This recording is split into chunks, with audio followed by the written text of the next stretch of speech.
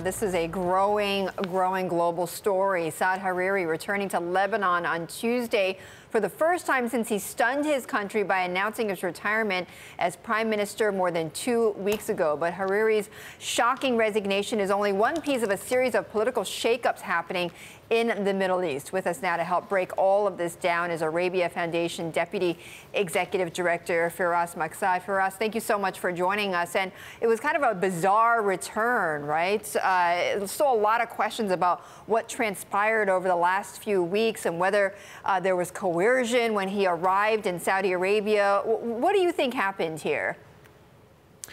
Sure. I mean, I think we're all operating on imperfect information. But what we do know is that Saudi Arabia does have a lot of influence in Lebanon, and particularly with the outgoing Prime Minister Saad Hariri. Now, Lebanon is a small country in a tumultuous part of the world, and a lot of what's transpired in Lebanon has to do with what's happening elsewhere, particularly the broader confrontation between Saudi Arabia on one hand and Iran on the other.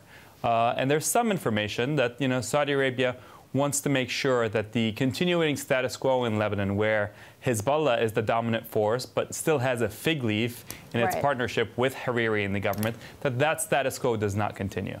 Right. It certainly seems like there's growing tensions, obviously, between Saudi Arabia and Iran. How might this transpire going forward? I mean, now that Hariri is back in Lebanon, what kind of response might we expect? What is his work going to be like, if any, with Hezbollah?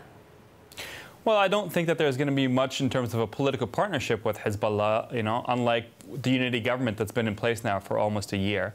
But I think Prime Minister Hariri has a choice. Either he would stay in the country and lead a broad-based political opposition against the group, particularly leading up to the elections next year, or he just goes back to Paris and somebody else leads that coalition. But certainly Lebanon is entering a phase of greater confrontation as it leads up to elections next spring.